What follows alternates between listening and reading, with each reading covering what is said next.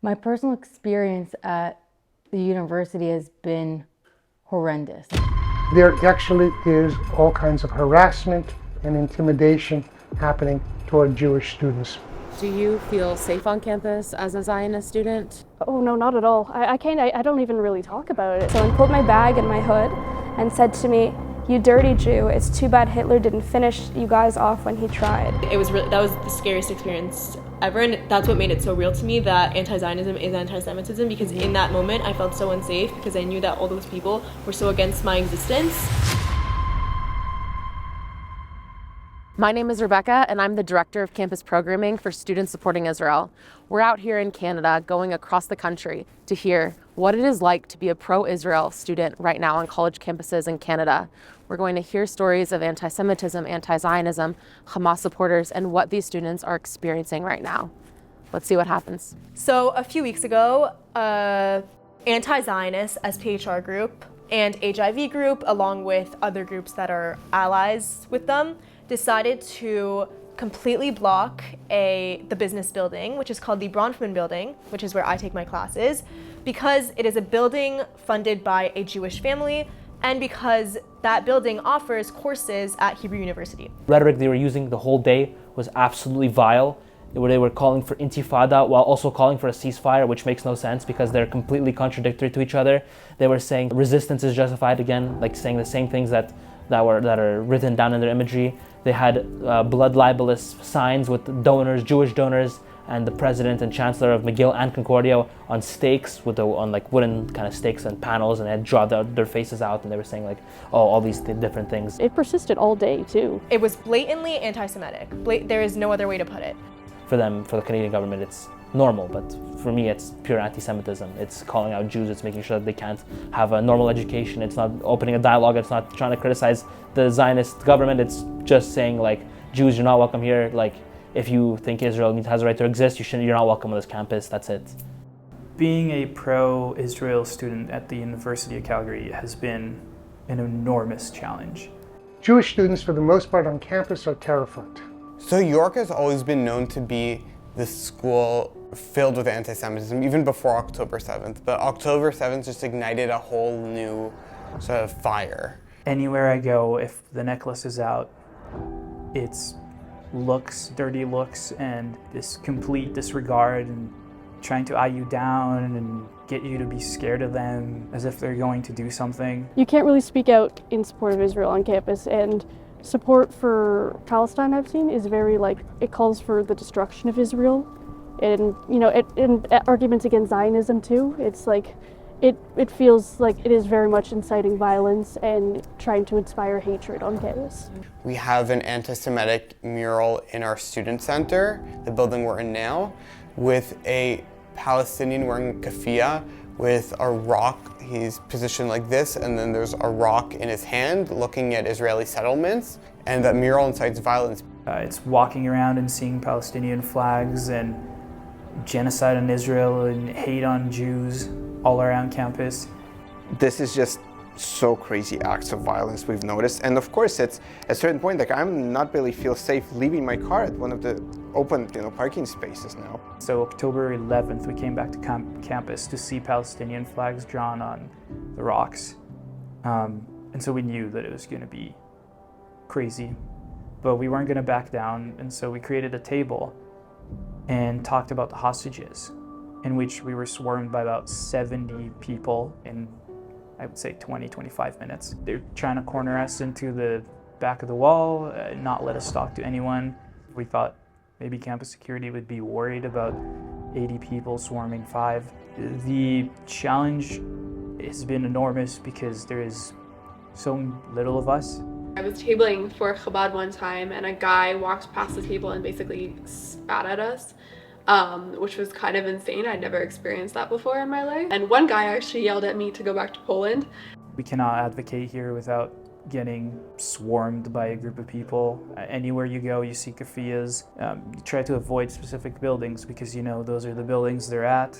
In Mount Sinai Hospital, so it started from a regular, a protest or a rally, but it turned into a super crazy violent action rally where they jumped on the roof, I think, of the main entrance and put their Palestinian flag on and started, you know, to scream whatever nonsense they intend to, which is just like, you came to a hospital where people, I'm sorry, getting treatment. You know, it's a place where it should not be happening.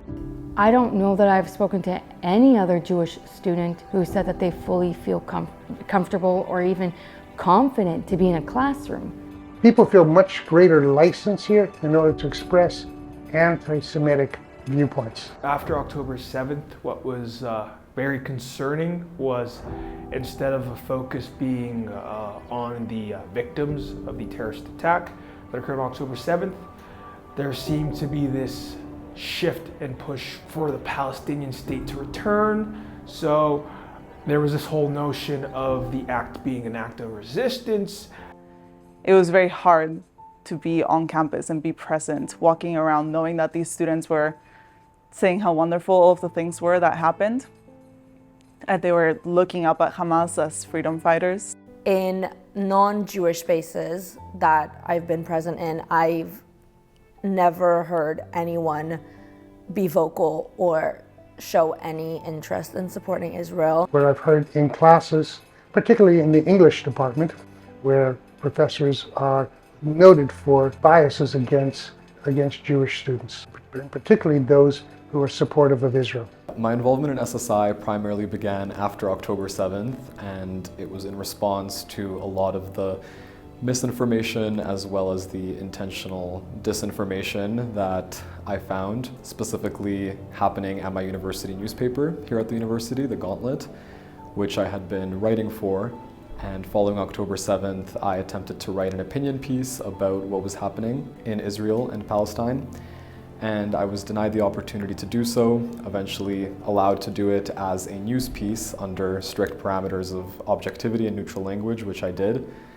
But to my dismay, is that they twisted the narrative, making it overtly pro-Palestinian by removing facts about casualties in Israel, embellishing and emphasizing the ones in Gaza as a result of the retaliatory airstrikes. And it was at that moment that I found a deep resolve to advocate for Israel and against this type of misinformation and disinformation that seemed to permeate into every facet of campus life. And that's really when I joined SSI and other organizations to combat this. For me, the frozen status is an issue because I want our club to continue after this year. And then when we became an official club, we tabled, we got accused of harassment. We got a formal warning for that, which we found interesting given that we were tabling. So people coming up to us were getting accused of harassment. We got another warning for having an unsanctioned event and then another one for another unsanctioned event. But it definitely is hard not to feel like there's a bias behind it, especially given that at our university there's 380 clubs.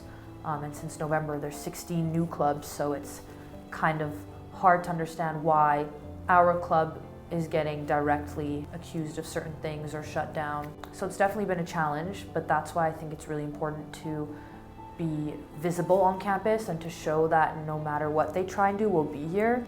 The pro-Palestinian group on campus decided to host a rally on Kristallnacht, and on their poster was a picture of someone breaking through glass. So that was really hard as a student on campus to know that there were people who were directly targeting the Jewish community, and it wasn't just to support Palestine, but really to be anti-Israel and anti-Jewish. 2 of our Jewish Egypt schools were found with bullet holes in the side of them. There was a Molotov cocktail at a local synagogue. Molotov cocktails found at a synagogue and a Jewish community center. As the students head to their classrooms, they walk past bullet holes. Oh my God.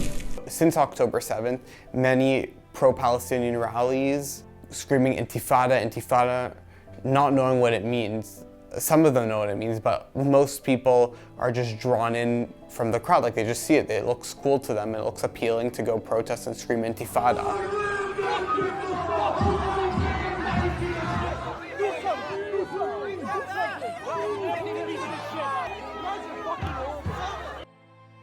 And you see this very, very violent imagery on their flyers and on their messaging saying like, you know, rape is justified, the resistance is justified, all these horrible acts that are in no way justified in any sort of situation is justified for them. One of the people who were leading the pro-Palestinian group who incited all of this violence, they said, we terrified them and we're proud of it. On the streets, and Jews were followed, targeted. I know several of my friends' homes, they were broken glasses at, and bomb threats in schools. Yeah, I had a friend who was told Hitler should have finished you off. A couple days later, there was another demonstration, this time by the Communist Club at TMU, and they were chanting, there is only one solution, Intifada revolution. We get swarmed. It was like 50 on 3, and this one guy follows us. He says, I really wanted to kill you, but because I saw how calm and respectful you guys were being while all those people were screaming in your faces, I decided not to, and I decided that you guys are worthy of a civil discussion. And we ended up talking to him for an hour and a half, and it was really interesting. His mom lives in Gaza, and he says, I admit, we're brainwashed. He said, we're told from such a young age to hate you guys, not only to hate Israel, but to hate Jews. And he's admitting this to me and my 2 other Jewish friends, which was just crazy. And I see this guy on campus now, and now I know that had he had his way, he wanted to kill me, and he told me that. As an ally, I personally am not Jewish. I have gotten death threats many, many times. I've had people spew out comments around Hitler that I am the person who is single-handedly at fault for genocide, apartheid, that I'm the one to blame for it. I think, as a Christian personally with my parents growing up, we've always believed in Israel's right to self-determination and existence. For us, it was always a fact. There was never an issue. So it was very, very weird growing up, and especially moving to university, academic institutions of higher learning, to see that notion being challenged. We've gotten a lot of opposition for most of our tabling events, even if it's not about the conflict itself. One of the most shocking moments to me at McGill was I was going on a hike with my friend. There's a mountain in front of my residence, in front of my dorm. And so we went on a mountain, we went on a hike, and we come back and we hear noises, and we say oh, what's going on, whatever. We go back down, we see a mob of at least 5,000 people wearing the keffiyehs with signs saying Intifada, ceasefire, all these hateful, disgusting signs. From the river to the sea, they were chanting.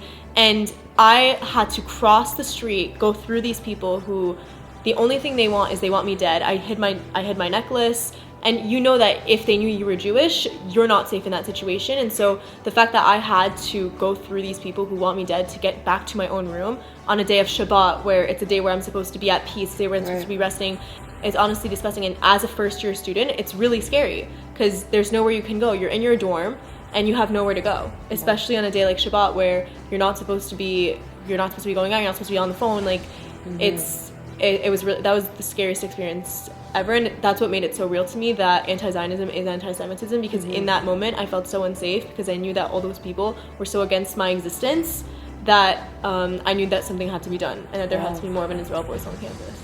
Response was absurd. It was insane, it was violent, and I feel like it turned our campus upside down. I've never seen so many protests and so much outrage before, and I feel like a lot of Jewish students didn't feel safe on campus, and I still think it's like that. I think people are really just intense and a lot of emotions are flying, and a lot of people just don't feel safe anymore. And also I think before it was just like a student issue, but now you see faculty that are getting involved in events that other faculty are part of. I think by each passing week is getting more and more volatile. The way I grew up viewing academic institutions was always that they were a place where we're supposed to have open discussions about things, and it doesn't feel like that is what the university wants. Student life is an experience for everybody else, unless you're a Jew, unless you're a Zionist, unless you're an Israeli. I do not feel supported by the university. No. The university has done nothing to help, honestly. I don't think the school is doing enough to ensure the safety of Jewish students. and making sure that students are feeling comfortable walking on campus and in the classroom. There's a blatant anti-Semitism on campus, and it's just ridiculous. The students who do support Israel and identify as Zionists haven't been given the same right to express themselves as the other side has. It's really disheartened to go on Instagram, 2 days after the war, and to see the statement that was released by TMU. And I think they said something along the lines of, we are saddened by the complex issue in the Middle East. It's really clear to see it. It's not even a question if the university cares about students who support Israel. You're supporting terrorism and promoting this in class. They refused to say Israel, they refused to condemn Hamas, and that was really disheartening to see that the school couldn't take a stance condemning terrorism. And this is even before Israel went into Gaza. The student union and the faculty union are pro-Hamas. The student union made a very controversial and anti-Semitic statement on October 12th, stating their support for Palestinian resistance. The student union says it takes the position of solidarity with the Palestinian people, condemns all forms of colonial violence, and added that resistance against colonial violence is justified and necessary. And they didn't even mention the word Hamas. They didn't mention the raping, the murders, the burnings. They didn't mention anything. SJP is allowed to do whatever it wants. Students supporting Israel is not. Muslim student wearing a hijab told me to take my kippah off. You're not a Jew, you're a dirty Zionist. And I can't even imagine what the school would have done if I had told another student to take her hijab off. I was shocked, I didn't know what to say. Israel is targeted on campus and demonized, and the university seems to just be fine allowing that to happen, but not to allow Jewish students to fight back against it. Again, that the student union supports Hamas. Their actions are proving this. That's the whole point. That's why it's Hamas University, because if they're voting for motions, as I said, to send money to Gaza, which automatically is pretty much going to go to Hamas, and everybody knows this.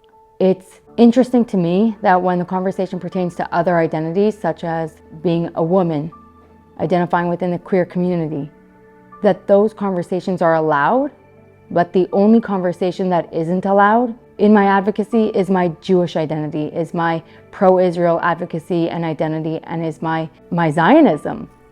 It's just very difficult to see because on one hand, the student union and the faculty union promote social justice. They say we accept everyone, but yet they're supporting an ideology that doesn't, and it doesn't make any sense. The lack of support plus their enormous amounts compared to us has just been an incredible challenge to kind of deal with. What should I be doing? Because do I want to be hiding who I am, or do I want to be proud? And I think that's a really hard question nowadays. And they need to learn to step forward.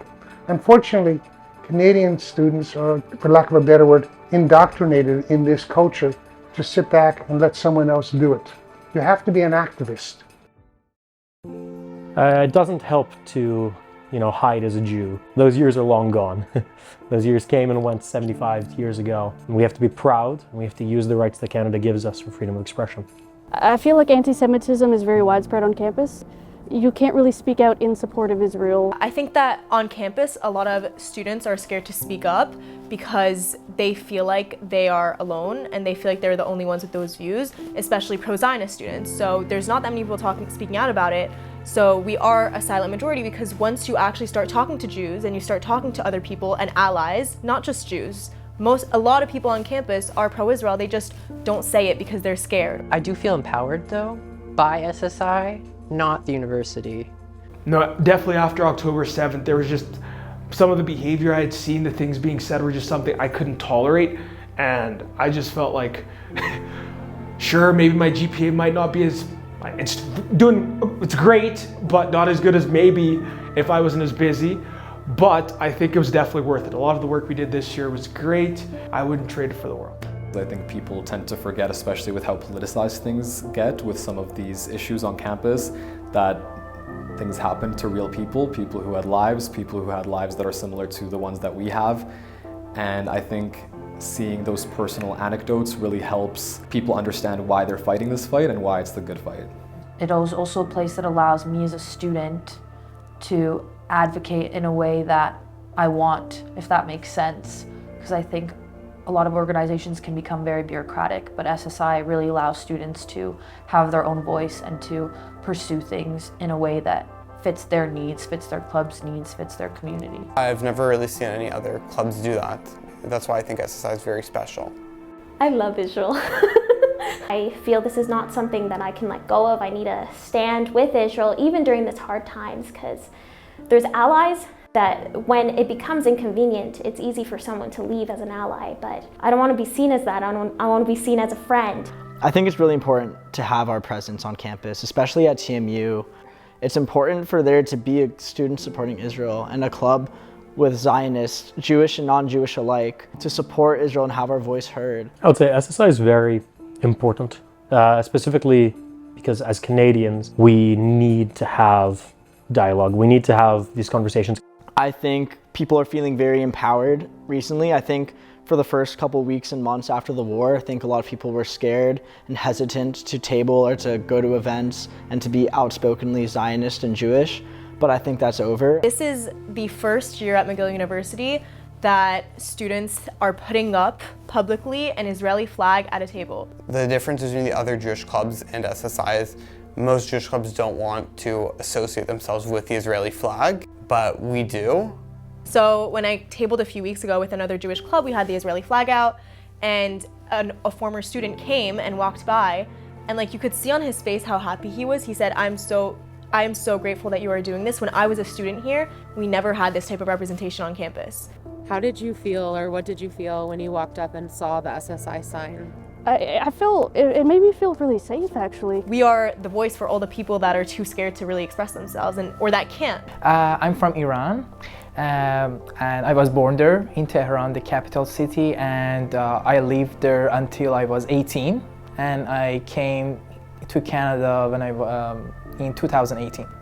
We see Israel as a good example in Middle East that has been able to fulfill that mission for its citizen, and it's like people are free and there is real democracy in Israel. SSI, I believe, impacted the university because as a very vocal club, we've made it known what our goal is. Our goal is to unapologetically be pro-Israel, and we will not back down when you come and confront us, and we're not going to bend down because it's easier to quiet us because there's less of us. Even if there's 90 people yelling at us, having one person come by our table and say, thank you for the work that you're doing, or I'm standing with Israel but silently, thank you for being here, I view that as a success. We need to stand tall together and strong, and I think we need to have our voice heard on campus, because otherwise any average student who walks by and sees these people chanting for Intifada or from the river to the sea, they're gonna absorb that information, and they're gonna also hate Jews and hate Israel. And so it's extremely crucial that we have our voice heard on campus and that we're represented, and that we do as much, if not more than them, and really get our name out there. I think SSI is an extremely important organization for galvanizing students and bringing them together in this collective identity and advocacy for Israel. I know that I myself would likely not be as involved in this movement and be such a loud Zionist voice on campus if it weren't for SSI and the support that it provides as an organization. And so we've created this community of people who are pro-Israel supporters, whether they're Jews or not, who are incredibly dedicated and willing to fight for this cause. We've created this community within the university that wasn't there before October 7th and before our big events as SSI. It means a lot to me that we're able to make an impact on people who aren't really able to do it themselves. As for me personally, SSI has also connected me to the Jewish community at large. It was very hard to get to know the Jewish community here because everyone kind of kept to themselves. And so through all our events and through people who came along, we've made amazing friends. We've connected with people who are, going to be here for years to come to take over the mantle of SSI, as well as people in the United States through our different conferences and events that I still keep in touch with. But a large part of it is also coming together for a common cause of supporting Israel, supporting Western democracies, supporting the truth, and combating anti-Semitism and disinformation. And me in particular, I'm not Jewish, and there's a lot of reasons that I see for advocating for Israel. My only hope as being a student in a university has been SSI. I would say once you do find your community, whether that be through SSI or other organizations on campus, you understand that as a collective, it's so important for you to be present on campus and create that opposition and that voice of logic and reason on campus that I think is fundamental to discussing this conflict. It was eye-opening that when you stand and you say you're a part of SSI, you have not just your own chapter, but you've got chapters across your country, across Canada, chapters in the States, where you get to go to conferences, meet people, share stories, and they all come from different backgrounds. I think we need more of an SSI presence on Canadian universities. Even though we're doing a great job so far, we're just getting started. We need to build our base even more. And I found SSI interesting because it accepts everyone, Jews, allies, pro-Israel, Zionists, and I thought that that was a really important thing to be a part of. We need to continue. We need to continue our fight to support Israel and present Israel internationally. The most important thing right now is to stick together and actually show our Jewish pride. That's the only way to get through this. I think this is an important club. I'm really happy to see that it's national and international. We have a strong community, so regardless of what the student union and the union of staff are saying, we're still going to be very active and we're not going to let them represent us. Well, Hashem, God willing, we're going to expand, we're going to elaborate more. There'll be more SSIs that are going to be created and established, different campuses, different universities, because that's needed. But it's really important for SSI to be on campus, in every campus around the world. My strength for continuing to support Israel and being involved in SSI is, well, I'm Israeli. I was born there. I have friends there. I have to stand up, to show support and to show them that they can't just scare us away and we won't back down. I will continue fighting for my country, for my friends, for my loved ones, because they're there risking their lives and someone has to speak up.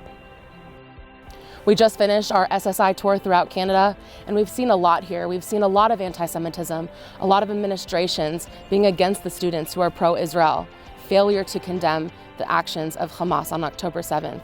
At the University of Manitoba in Calgary, both chapters were suspended due to unjust reasons.